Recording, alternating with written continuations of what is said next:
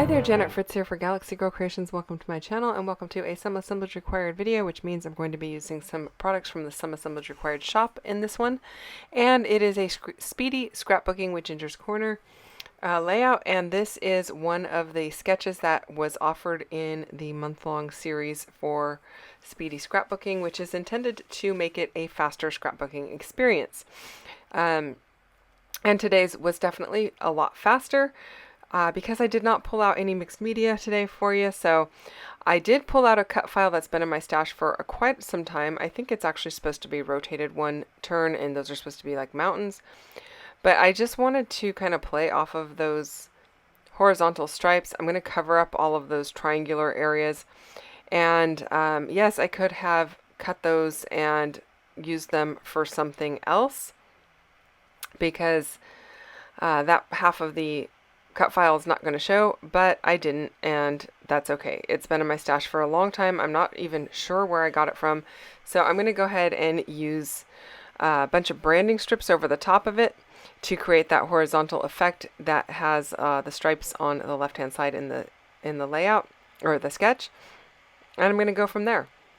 I do keep my branding strips, as you saw there in that's actually a little iris box. I can link that up down below for you if you're interested in that. Normally I keep them in a vase because that's really easy, handy. When I am done scrapbooking, I just kind of like toss them in the vase, and they're there when I need them. But for this particular day, I was actually going to a crop during the day, and so I dumped them into that iris bin, and they do fit perfectly because the iris bin is a little larger than 12 inches long, but it's very narrow, so you can get a lot of stuff into it. It is also what I keep my 49 and Market ephemera in by collection for the most part. I do have a couple of collections that have been mixed, that are very similar, but the rest of them are kind of sorted into those bins. It makes it easy to grab and just work with a collection when necessary. Also, it holds larger pieces than my color bins do, and 49 and Market tends to put in a lot of the larger layering pieces that don't fit in my bins that I have for just my colored ephemera that is sorted by color. Hopefully that makes a bunch of sense.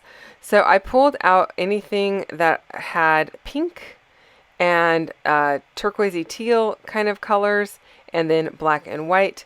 The layout that I am using, or the photos that I'm using, are of the two girls that I take care of with their aunt at a San Jose Sharks game for hockey, and so I wanted to pull out the teals and turquoises because that is the Sharks colors. But I also wanted to pull out the pinks because the girls are in these photos, and just to soften it up and not go super monochromatic. So I pulled out pink. And I'm just kind of layering these up, trying to decide where, how long to put them and where to, which layer should be on top versus on bottom. Some of it was a matter of laziness, like the piece I just placed has a little red strip that didn't get cut off of it, and so I wanted to make sure I placed that so I can put a turquoise strip over the top and cover up that red. Could I have cut it off with my scissors? Yes. Am I that lazy? Yes. So I did not cut it off. I also, as you saw, did not put adhesive on every single strip. I just put two, or actually more than two. I put a few vertical strips of adhesive down my layout, and that's what's holding these pieces on. I will go back and put a little bit of liquid glue on each end of the strips once they're all placed, but this allows me to get them placed quickly. It allows me to lift them up and move them around just a little bit if necessary without having to pull the entire strip off, because there's adhesive all over the back. I think that would kind of ruin the strip below it, and maybe even pull some of the black off of the from the black paper off.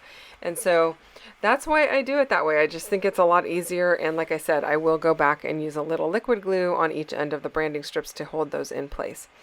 Now, I did not like that they were going off of the edge of my layout because I have a black border around the other sides due to that cut file that I'm using. So I just cut a little strip of black paper and I'm going to put it down the side to make it look like there is a border on the left-hand side.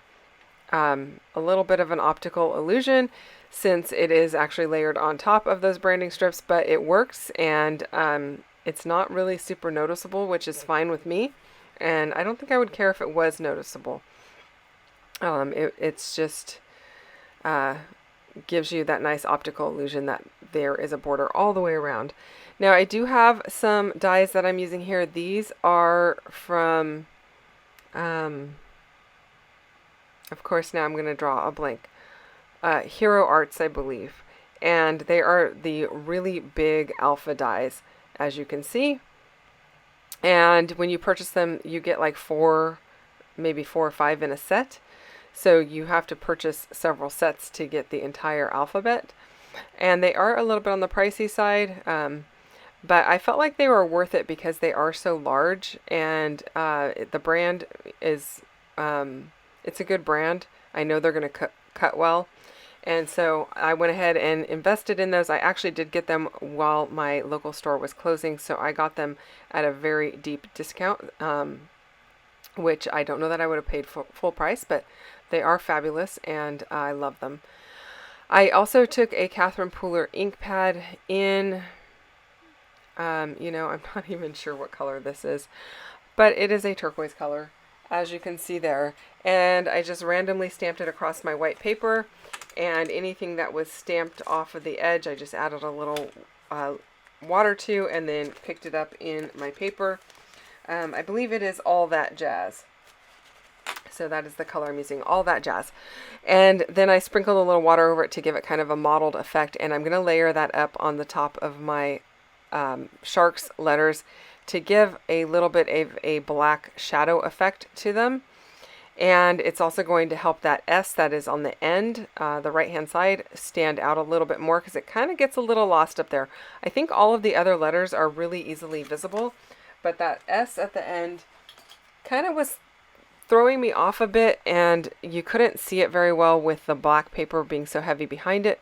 So I thought this would be a really good way to kind of make everything pop, and I really like the effect. So I'm definitely going to probably do this again with these big dies, or any dies actually, but I like it, and I think it looks kind of cool.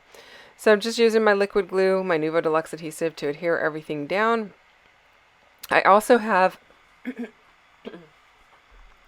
excuse me, I have some acrylic hockey players there from MK's shop.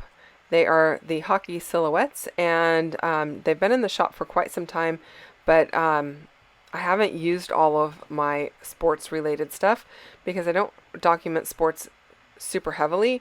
So I wanted to get these in an album and used. It's been a long time since I've gone to a Sharks game, so I thought this was a perfect time to go ahead and use them. And I love the way that they look. They add a lot of movement and detail to the layout, even though they're just white. Now you could definitely color them with some alcohol ink or something like that. But I didn't feel like I needed to do that because I've got so much color going on in the backgrounds with all those strips that I felt like it would kind of just make it a little bit too busy. And I like the white because you can see it, and it kind of gives your eye a little bit of a place to rest, given that the rest of the layout is so busy. So while I go ahead and glue all of this down, don't forget there are a bunch of people playing along with the Speedy Scrapbooking series over at Ginger's Corner. I will put links down below for that in case you're interested in seeing how the different sketches were used. There were 23 sketches in all that we were able to choose from, and I really liked this one, and I thought it fit the bill for this layout. So it feels like there's a lot of movement going on with all of those strips, and I think that's perfect for a hockey layout. So that's why I chose it, and I thought it was kind of a good way to add a lot of different color as well. So I am going to add these turquoise and pink tickets. These are from 49 and Market, and I'm going to add them down to my little clusters with my little hockey silhouette people, and that's going to make those little silhouettes pop even more and kind of give your eye even more space to rest, because they're a little less busy than all of the strips of paper since they are bigger pieces. Hopefully that makes a little bit of sense. Also want to remind you that MK just had a partial release in her shop, so there are a bunch of new products in the shop, and we do have 31 days of cut files coming up. If you're considering purchasing those, you might want to do it soon because that all starts August 1st. And that is one of the reasons I've been using some cut files more recently on my layouts on my channel, is because I went through my cut file binder and realized I had quite a few that needed to make their way into an album and out of my stash. But all month long in August, we're going to be using cut files that are brand new, exclusive for the project that were created by myself and MK, and they are available both digitally and in a pre-cut bundle. You can purchase them and get them shipped out to you, but again, you're going to want to do that soon because August is coming up real quick, and you don't want to miss out on that if it's something you're thinking you might want to join in on. So I also have an acrylic piece with hockey skates there. I need to go and check and make sure that piece is in the shop because that is actually from a different hockey set that she had. I just don't know if it's still available or not. I do know the acrylic players, the silhouette players are, and you can see there's several more in the corner of my screen there. So if you're interested in those, you can check that out there. That's it, you guys. Thanks so much for watching. I hope you enjoyed this one. If you have questions or comments, you can leave them down below. As always, I will get back to you as quickly as I can. Thanks for spending time with me today. Don't forget to hit the thumbs up if you enjoyed this one, and I'll be back again tomorrow with another one. So I'll see you then. Bye-bye.